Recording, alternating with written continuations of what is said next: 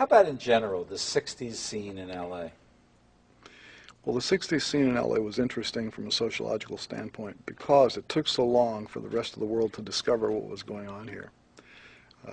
There had been what was described as a freak scene in Los Angeles, established for well over a year before there was any national coverage that something was going on here that was very different than even San Francisco or any place else in the country. It was special. And the driving force behind this particular sociological development was a guy named Vito, who was a painter-sculptor who was the, let's call him the boss of, let's call it a cult, of people who were just weird and liked to be weird and would dress weird, and every night they would go out and they would dance weird. And people looked at it and said, well, that's pretty weird. I think I'll do that too. And it just kept growing and growing.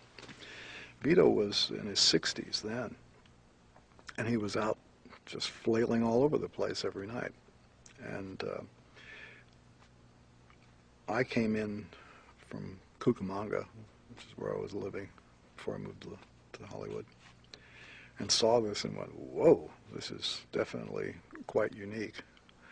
And I watched it develop, and I watched all these different strange hairstyles and clothing styles and all this stuff happen, and I saw more and more people doing it, and I saw them gathering at Ben Frank's and at Canner's and the Whiskey A Go-Go and the Trip, and they were walking up and down Sunset Strip, and it was quite a highly developed thing, like a circus every night. Finally, a year and a half later, it was either Time or Newsweek did an article on unisex hairdos, and had a photograph of a guy that we knew as Beetle Bob, eventually to become known as Buffalo Bob, who had a kind of Prince Valiant haircut and wore velvet jackets, and they had a photograph of him, and it was like this shocking thing that a man had hair that looked sort of unisex. And that's, you know, the first time that I know of that there was any national coverage, that there was anything going on in Hollywood.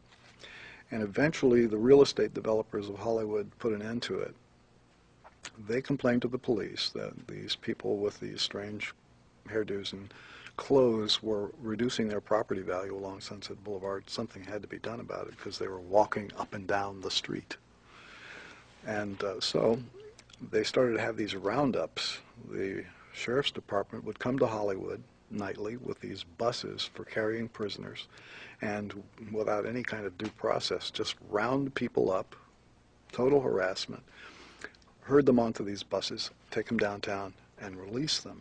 It was just, you know, to harass you, to keep you from going to the Sunset Strip.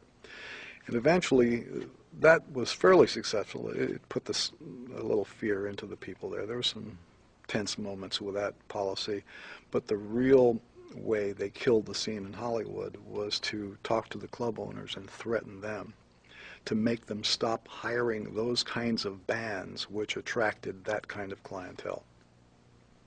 And by that time, they had virtually destroyed whatever scene was developing in Hollywood, and that's when we moved to New York.